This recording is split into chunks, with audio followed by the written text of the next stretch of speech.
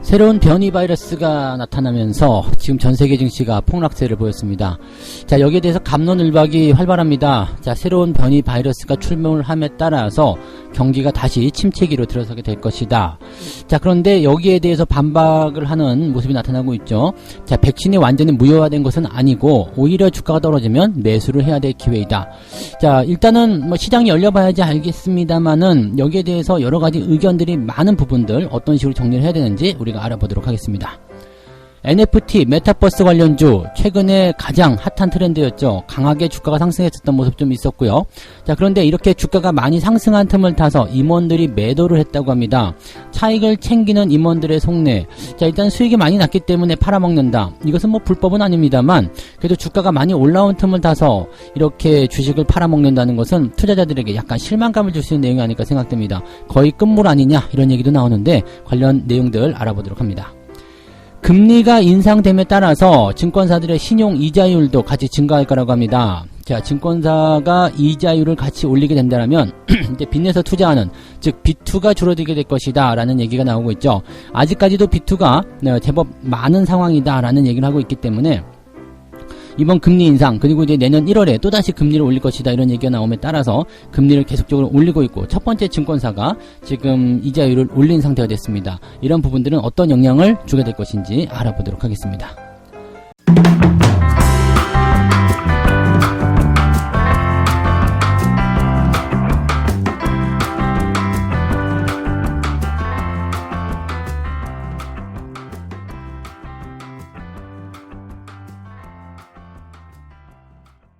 네, 반갑습니다. 오늘은 11월 29일 월요일입니다.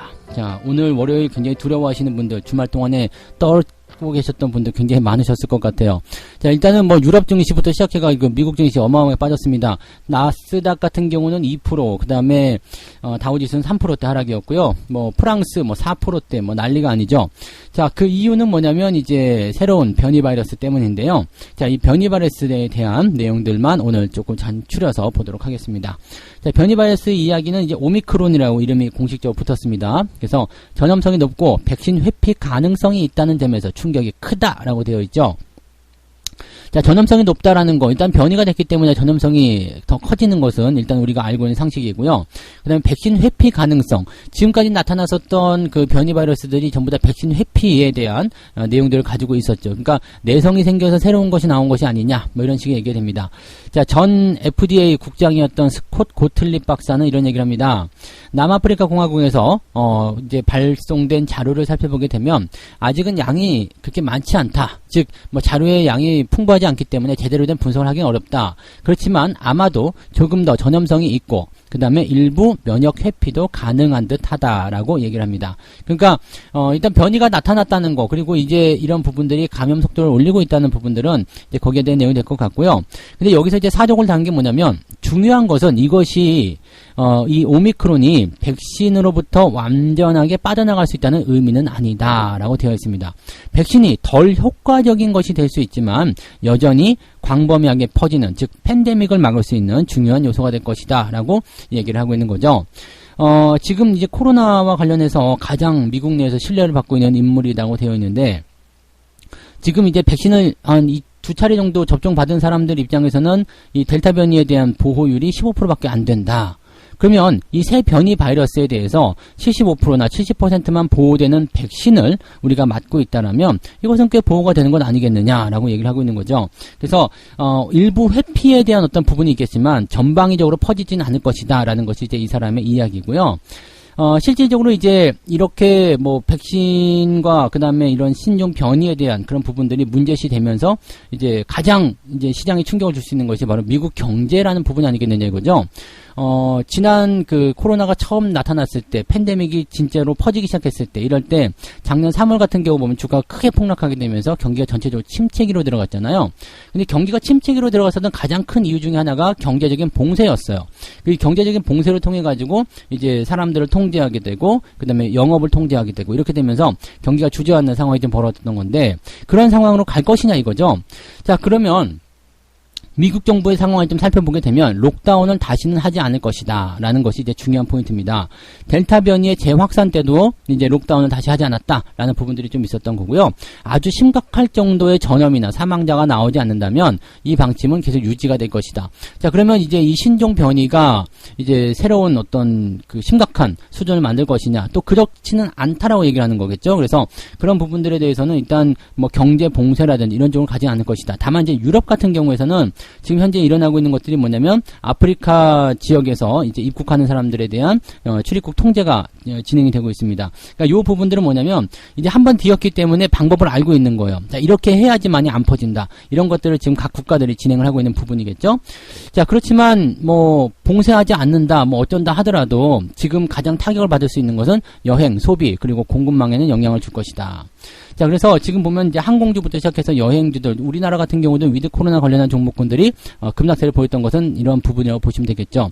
그래서 뭐 이제 다시 봉쇄로 들어가가지고 뭔가 이제 엄청나게 이제 꽉 그 조이는 그런 형태는 아니지만 그래도 여기에 대한 어떤 경계 심리가 살아나게 되면서 아무래도 수요가 좀 줄어들 것이다라는 전망을 좀 나타나고 있습니다. 그래서 최근 들어서면서 계속 이제 소비 심리가 살아나게 되고 분위기가 좋아지고 있는 상태인데 또 블랙 프라이에 대한 어떤 부분들 지금 현재는 이제 그 전체적으로 상황적인 부분 봤을 때 블랙 프라이데이가 뭐 성공적이다 아니다 이렇게 볼 수는 없겠지만 점차적으로 이제 이런 소비에 대한 부분들이 많이 늘어나고 있다는 것이 중요한 포인트겠죠.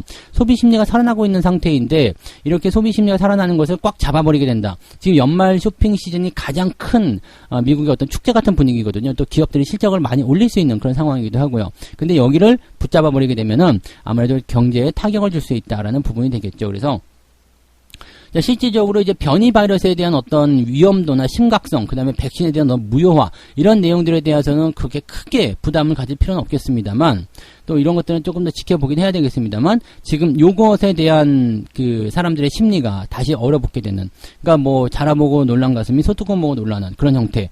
그래서 여기에 대한 어떤 안정성이라든지 괜찮아요 라는 어떤 포지션이 만들어지기 전까지는 주가의 변동성은 나타날 수 있다는 것을 우리가 생각하셔야 되겠죠. 자, 지금 현재 증권을 분석하는 그런 사람들 입장을 좀 들어보게 되면 지금 시장의 움직임을 분석하기가 매우 어렵다라고 얘기합니다. 월요일을 한번 봐야 될 것 같아요. 월요일 날 상황이 어떻게 돌아가는지에 따라서 이런 그 증시 예측이 가능하지 않겠느냐라고 되고 있는 부분입니다. 월요일에도 계속해서 이런 공포심이 시장을 짓누르게 된다라면 또 반등을 못 해주게 된다라면 분위기가 계속 이어질 수 있을 것이다라고 얘기가 되어 있는 부분이죠. 그래서 뭐 이제 부담스럽게 생각하는 사람들은 코로나의 전개 상황이 계속적으로 시장을 안 좋게 지배하게 될 것이다. 이런 얘기가 나타나기도 하고요. 또 변이 바이러스가 점차적으로 확장되는 그런 상황을 보이게 된다면 더 많은 매도세가 나타날 수도 있다라고 이제 우려를 하고 있습니다. 다만 이런 부분들, 즉 증시가 급락을 하게 된다면 이거는 또 다른 매수 기회가 될 것이다. 과거에도 보지 않았느냐? 이런 변이 바이러스의 어떤 창궐이라든지 이런 부분들 때문에 주가가 폭락하게 되면 그것은 주가를 싸게 살 수 있는 그런 중요한 기회가 된다. 그때 못했다라면 지금이라도 기회를 잡아라. 이런 식으로 얘기가 되고 있는 부분입니다. 자, 실질적으로 미국 증시 같은 경우는 지금 전망을 이렇게 하고 있는 분들이 굉장히 많아요. 맞을만 했을 때 맞게 된 것이라는 거죠. 그러니까 증시가 계속적으로 급등세를 보이고 있고 신고가를 만들다 보니까 이 조정이 한번 필요한 시기인데 적절한 재료가 없어요. 왜냐면 뭐 소비라든지 이런 부분들이 계속적으로 증가세를 보이고 있기 때문에 경기가 좋아지는데 주가가 조정받는 게 이상하잖아. 그러니까 이런 식으로 해가지고 뭔가 조금 애매한 구간이 계속 진행되고 있었는데 이렇게 변이 바이러스라든지 이런 공포심에 의해서 주가가 한번 폭락을 해주게 된다면 뭐 지금 시장에서는 한 5% 정도 빠지면 정상적일 것이다라고 얘기를 하고 있어요. 근데 이미 지난 주말에 뭐 2, 3% 정도 빠졌기 때문에 한두 차례 정도만 더 하락하게 된다면 증시가 어느 정도 거품을 좀 죽이고 반등할 수 있는 기회가 또 나올 것이다. 이렇게 전망을 하는 쪽이 훨씬 더 우세하다라고 되어 있습니다. 그래서 그런 부분들 좀 참고해 보시면 되겠고요.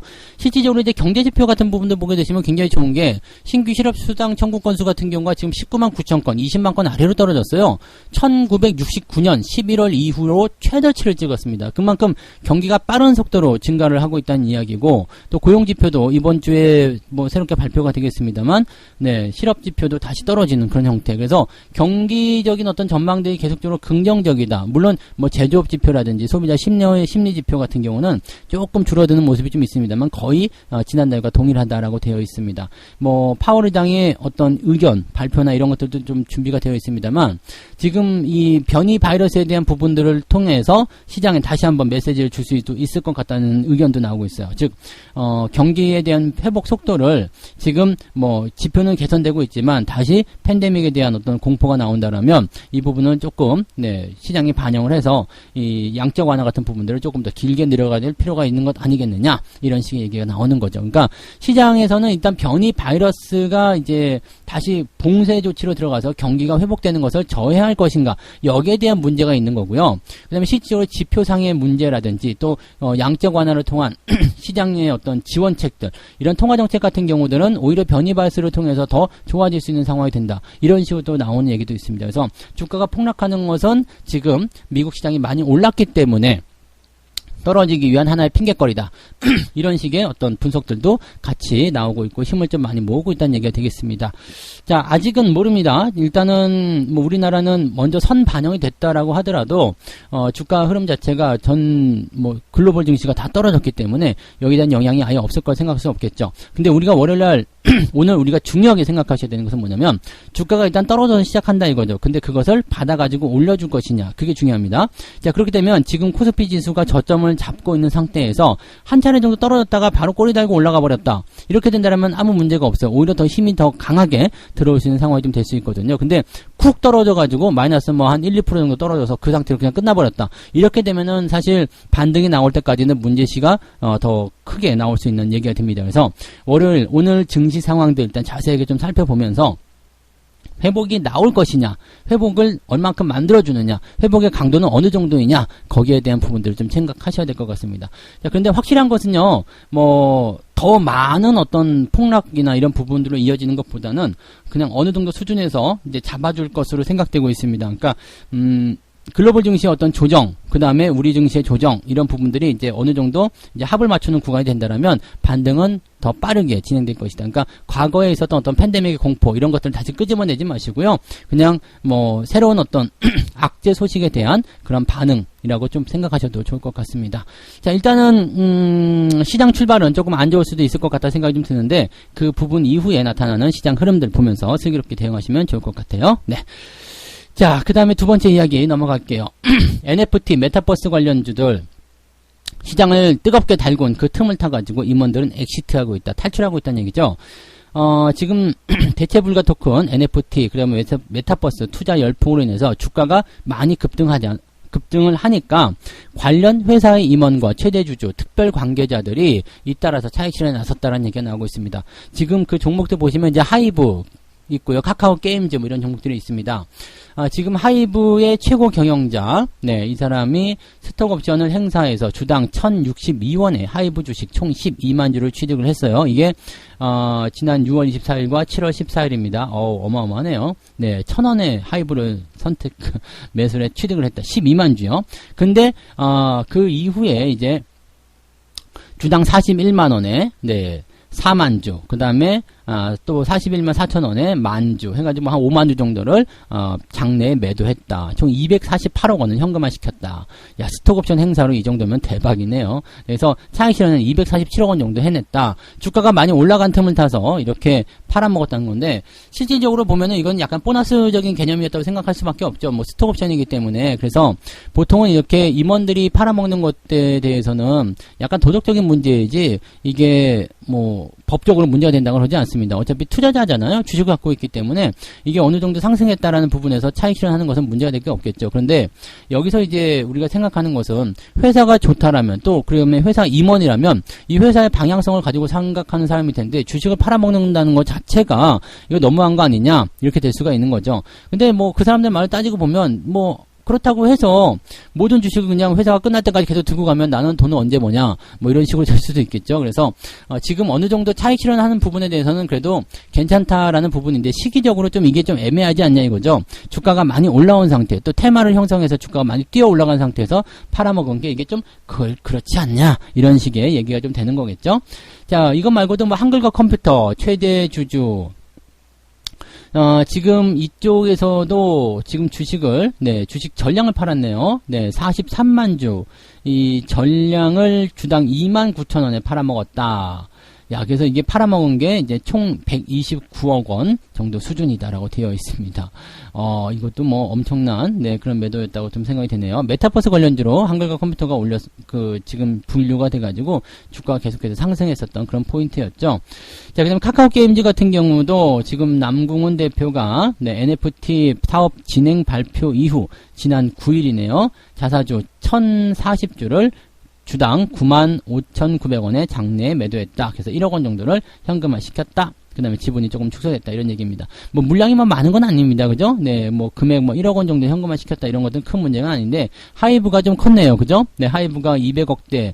야, 그거는 좀 컸는데, 근데 그거는 이제 스톡 옵션에 대한 부분이기 때문에, 뭐, 그냥 이해돼요. 라고 얘기할 수도 있는 부분일 것 같긴 해요. 네, 그만큼 또 회사에 대한 부분이 있었기 때문에. 근데 이렇게 대표나 임원들이 얼마를 팔았느냐가 중요한 게 아니라, 대표나 임원들이 팔아먹었다는 게 중요한 거죠.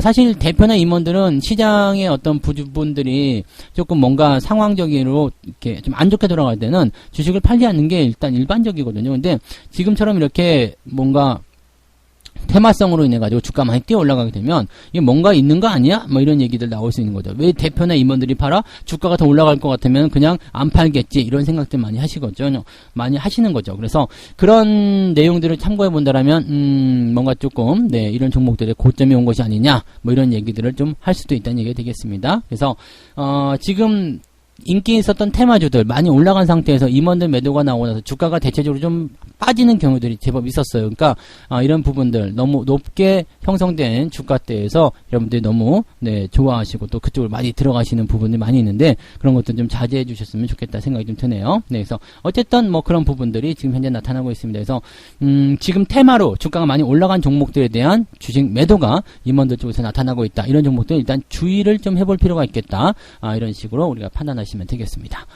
자, 세 번째 이야기 봅니다. 금리가 올라감에 따라서 증권사도 이자율을 올리고 있다. 지난주였죠. 네, 지금 한국은행이 기준금리를 인상을 했어요. 1%로 인상을 했고요. 그렇게 되면서 이제 국내 증권사가 이제 신용융자 거래에 대한 금리를 다음 달부터 상향하겠다. 다음 달이면 뭐 내일 모레예요. 12월 1일부터니까요. 그래서 12월 1일부터 DB금융투자가 신용융자 금리를 올리는데 얼마큼 올리느냐? 0.3% 올린다. 네, 각각, 네. 융자 기간이 짧은 기간, 1일에서 7일일 경우에는, 5.5%로 인상합니다. 기존에 5.2였는데 5.5%로 인상하고요. 그 다음에 60일 정도, 30일에서 60일 정도 들어가는 거는 금리가 8%에서 8.3%로 구간별로 약 0.3%씩 올렸다라고 되어 있습니다. 한국은행이 올린 기준금리는 0.25인데, 증권사는 0.3%를 올리고요. 무려 금리가 8%예요. 8%. 와, 어마어마하네요. 신용의 이자가 이 정도예요. 근데 잘 생각해봐봐요. 이렇게 신용을 써가지고 주식을 샀는데 뭐 수익이 나면 상관없겠죠. 뭐 지금 빚을 내가지고 주식을 샀어. 근데 이제 30에서 60일 사이에 한 8% 정도 수익이 나와야 돼요. 그래야지만이 이자를 낼 수 있는 구간이거든요. 그러니까 30일에서 60일 사이에 8% 수익을 내려고 하다 보니까 어떻게 생각이 되겠습니까? 적어도 내가 뭔가를 좀 챙겨보려면 30에서 40% 정도는 수익이 나야 되는 거 아닙니까? 왜 그래야지만이 이자 8%를 주고 그 다음에 레버리지 효과를 통해서 뭔가 수익을 얻을 거 아니에요. 그러니까 이런 내용을 좀 보게 되면 사실 신용융자를 써가지고 돈 벌 수 있는 확률이 그렇게 많지 않다는 얘기예요. 여기서 만약에 주가가 떨어져 봐요. 그러면은 일단 손실은 손실대로 발생하게 되고 이자는 이자로 나가야 돼요. 못 버티는 거예요. 이런 상태에서 반대 매매가 쏟아지기도 하는 거고, 네, 그런 상황이 벌어지는 거죠. 그러니까 금리가 계속 올라가게 되면 당연히 뭐 추가적으로 돈을 빌리는 사람들의 숫자도 줄어들긴 하겠습니다만 이런 부분들이 이제 가지고 있는 사람들, 워낙에 이제 금리가 이제 좀 저점했을 때 신용을 좀 많이 썼잖아요. 그리고 금리랑 관계없이 그냥 돈 빌려서라도 주식을 사야지만이 뭔가 될 것 같은 생각들을 많이 하셨었기 때문에 지금 보면 신용융자가 23조, 네, 그 정도 나오잖아요. 그러니까 23조 원에 약 8% 정도라고 생각해봐요. 우리가 뭐 돈 빌릴 때 뭐 한 일주일, 2주일 이렇게 빌리진 않잖아요. 보통 보면 30일, 60일 이렇게 빌리거든요. 이게 보통 증권사에 나타나는 그 신용, 네, 그런 빌리는 그 정도 기간에 보시면 되겠습니다. 하고 나서 이제 만료되면 또 연장하실래요? 이렇게 해가지고 연장도 되고 그렇게 하는데 어쨌건 보통 30일에서 60일 정도 빌렸다 쳤을 때 8% 이자, 그럼 23조 원에 8%면 네, 많죠. 네, 어마어마하죠. 그러니까 얘네들이 돈을 벌 수밖에 없는 구조가 이렇게 형성되고 있다는 얘기가 되겠죠. 물론 중간에 이제 뭐 반대 매매가 들어가는 부분들도 있겠습니다만 어마어마하다는 것만 잘 생각하시면 되겠습니다. 그러니까 올해도, 네, 지난해에 이어서 올해도 증권사들이 돈을 엄청나게 벌었다는 거. 이게 다 신용에서 나온 이자율 수익이 많이 그 정도 가중이 됐을 거다라고 생각하시면 되겠죠. 자, 여기에 대해서 이제 증권사 한 관계자는요, 기준금리가 변동이 되더라도 대부분의 회사가 가상금리를 조정하는 방식으로 이자율을 운영한다. 즉 기준금리가 올라가도 이 가상금리를 통해서 조정을 하면서 기준금리가 올라가는 상황에서도 증권사 신용융자에 대한 어떤 이자율은 따로 올리지 않는다라는 어떤 방침을 이야기하고 있거든요. 그래서 지금 DB증권이 올렸다고 하더라도 다른 증권사들은 당분간은 올리지 않을 것이다 라고 얘기를 하고는 있습니다. 다만 증권사의 신용융자 금리 인상은 결국 시간 문제 아니겠느냐. 네, 당연한 거죠. 네, 지금 당장이 안 올린다고 하더라도 그다음에 자금 조달에 대한 비용이 올라가면, 왜냐면 자금을 걔네들이 지들도 빌려가지고 할 수도 있는 거잖아요. 그러니까 뭐 기준금리, 콜금리라고 하죠. 이제 이 기준금리 만약에 1%짜리 빌려가지고 8%의 돈을 빌려준다는 거.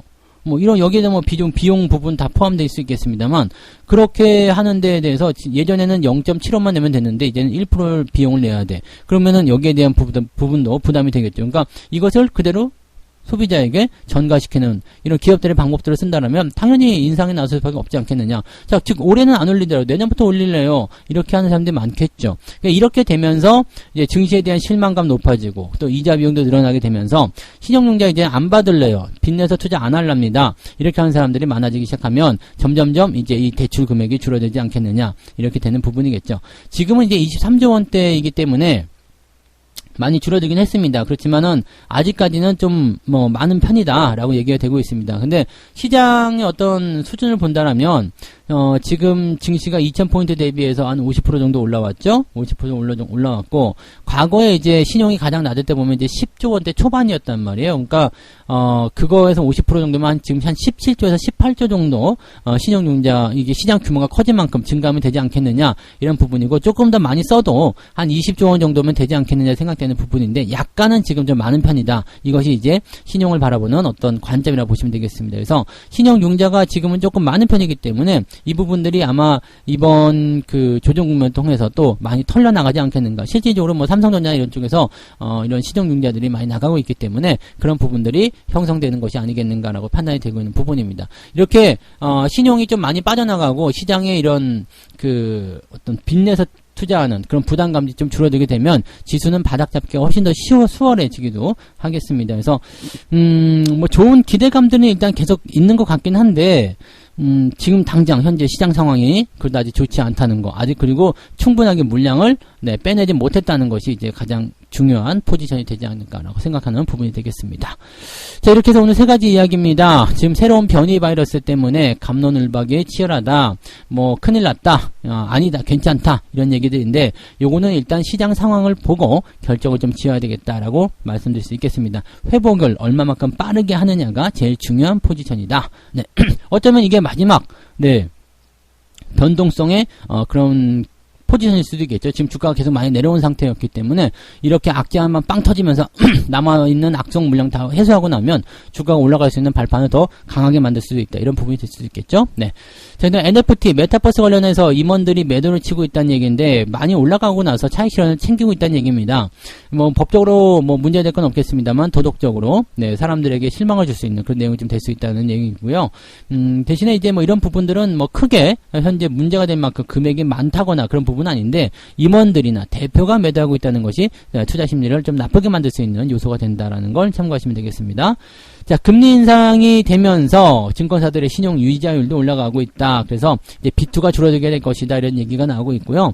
B2가 줄어들게 되면은 이제 악성 물량에 대한 그런 부분들도 많이 희석되게 될 테고요. 증시가 조금 더 건강해지는 상황이 되지 않겠느냐라고 판단되고는 있습니다. 근데 증권사들 약간 이자가 너무 높은 거 아니냐라고 생각이 좀 들어요. 8%라뇨. 이건 좀 그래도 주식을 담보로 하는 그런 주식일 그런 대출일 텐데, 증권사가 언제부터 이제 완전히 뭐 그거네요. 이제 그 돈 장사하는, 네, 물론 뭐 돈 장사하는 것이 이제 금융회사지만 증권사들이 이제 주식 수수료 이런 부분들을 낮추고 나서 여러 가지 수익 모델들을 많이 만들어낸 것 같아요. 어쨌건 B2가 감소할 수 있는 상황, 신용융자는 한 20조 원 정도까지만 떨어져도 괜찮을 것 같다라는 생각을 조금 해볼 수는 있겠습니다. 네.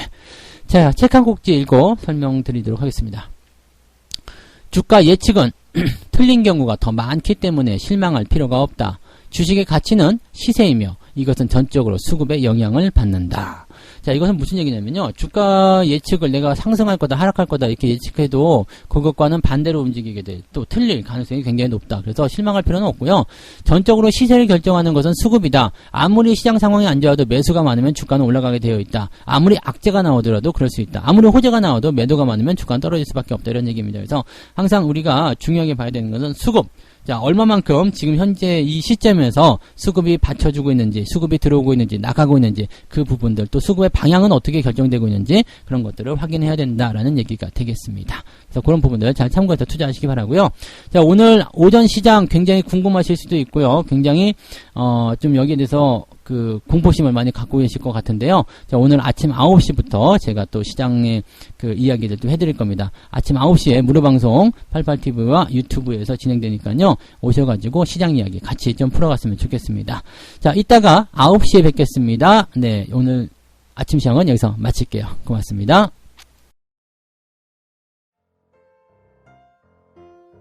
본 방송에서 제공되는 모든 정보는 투자 판단의 참고 자료이며 투자의 최종 책임은 본 방송을 이용하는 본인에게 있습니다.